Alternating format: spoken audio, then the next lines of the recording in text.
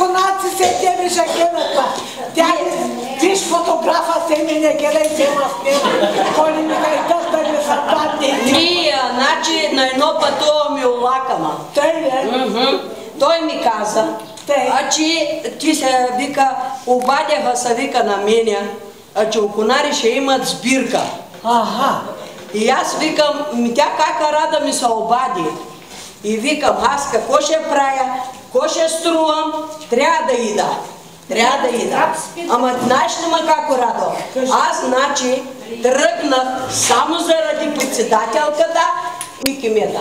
И ти не го гледаш. И момчето, знаеш какво ми рече? Момчето ми каза, вика, ма како Гано, ти кай много си се разубавила тук кай у София. Аз кай преди като те видя, ма ти беше кай една проста. А как реко, сега кай много се издигнала. Как реко няма се издигна, бе? Как няма се издигна? Гледам на Цветанче детето. Дай. И от второто, което ще варим от друга държава двамата. С Цветанча и булката и децата. Не ма взема. Ама како радо да ти разправям, голямият имам. Голямият. Ама как не ги изсрамма за наш Бойчама? Как маджима, като го грамнаха този човек, като го грамна и като дигна 130 на 80 кръвни. И всичките мъжа го изидат, ти казвам, ма той да не умре, той избира. Няма. И викам на Буля, дей се ядосва, Буля. Как няма кай магайке да се ядосва? Той кай, значи, и живява го, че не ги ли израм кай, ма по 5 лева им дадоха, ма. Да много затегне кръвна, 300 на 200. По избор не ще се показва. Няма да и да обижда. Какво няма да обижда, ма? 5 лева ти дади, ма. Кога? Че онзи ден, ма.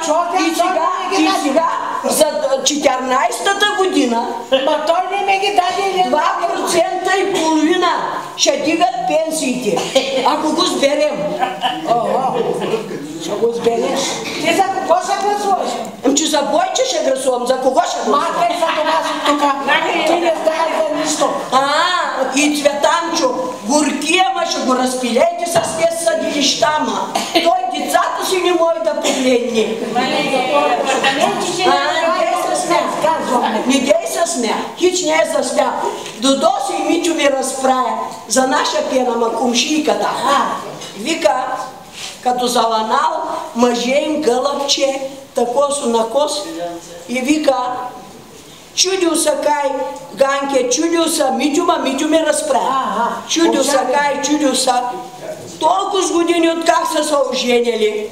И вика, гълъбче, такосо на кос, и аз кай му реко, абе Иване, защо им викаш тъй, бе? Не им вика на име, не им вика пено. Значи като им забравя кай името, а пък той склероза бил Иван, пък аз, значи, като го гледал, много ми харесваше. Тройката последна, как да посеща? Заповяднало, лале. Виждала ли си? Вижда само, да представи тъйше.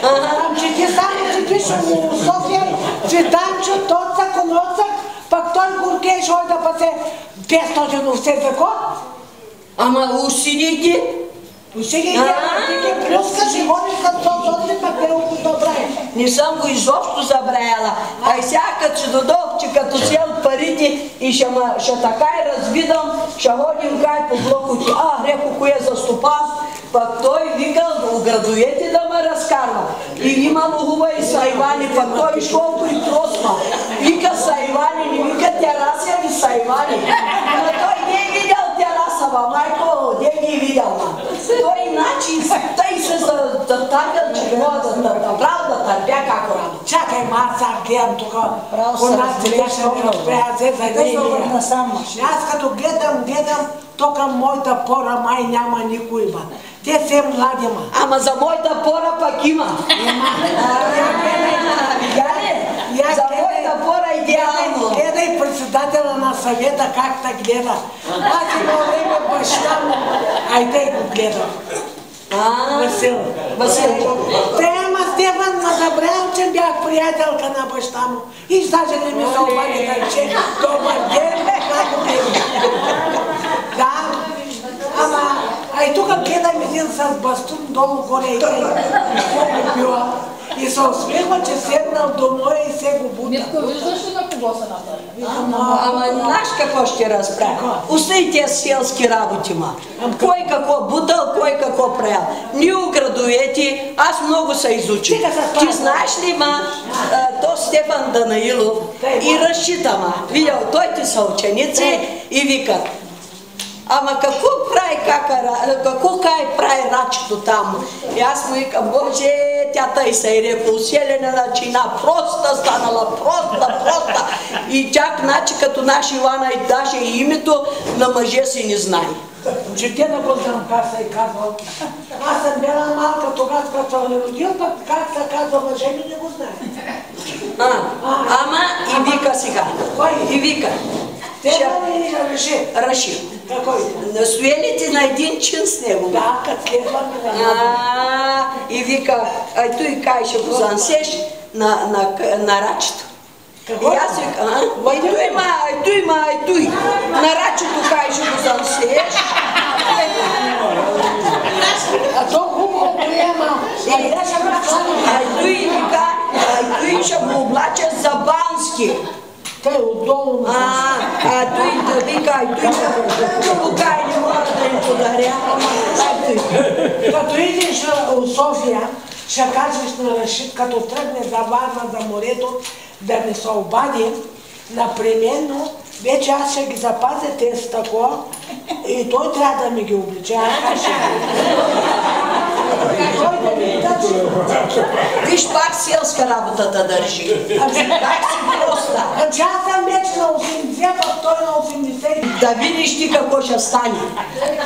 У Америка ще отива. Митя го оставя, хич не ми пука. Да си гледа овцете, той да ми праща пари, а пък не ме интересува. Знаете това с Бански, знаете той вари с Стефан.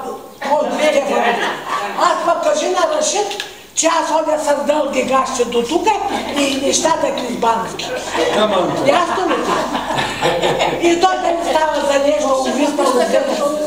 Значи, било да селския живот и си проста си умри. Тъй ма. Слушай, сега да най глупости. Те твоите приятели, те че ми увеличават пенсиите, лъжат народа, лъжат като... 2,5% 14-та година. 2,5% 14-та година. Той кога ще е то? Нами до година. Ти 5 лева до дед ги похарчиш. Ами ако съм жила, ще ги взема, като не съм жила. Ами коя година беше Макако Радо, че щели да увеличат 500 лева пенсията? Той не го ли чума. Сега като вземе новото правителство, ама не е Бойко и твоя Цветан. Ами новото правителство ще бъде само младежи от хубави и най-малката заплата ще бъде 1500 лева. Най-малката пенсия ще бъде 500 лева. Ясно ли? И това ще ходим по полета и по това. Ай сега да... Ама ти знаеш ли, ай той дед го говориш 500 лева, моя като го заразправя, че Олян Сидеров щял да му дава 500 лева. Олян Сидеров, той щял да му дава 500 лева, ай тъй държи за нея оправа. Да. Аз той да ти кажа само, че ще видиш, че ние гербажиите ще спечелим. Ще спечелим? Гербажиите ще спечелим, да ти кажа защо. Защото Чиляка даде на чубанти пари, на овчари, трактористи, ниви, урът ти казва и те ще гласуват за нас. Като дойдем от Козари, до Конари, че всичко изорано, всичко разпределено. Слушай сега, ай сега да лаем глупости, ами ай да изпеем една песен да поздравим Конарци и специално председателя на съвета и председателката на клуба. Добре, каквото кажеш. Давай. Летете войни, айде бе! Аз за малко не съм добре. Дед ма бъдна лака, ма насам. Летете войни, младини, летете война страна.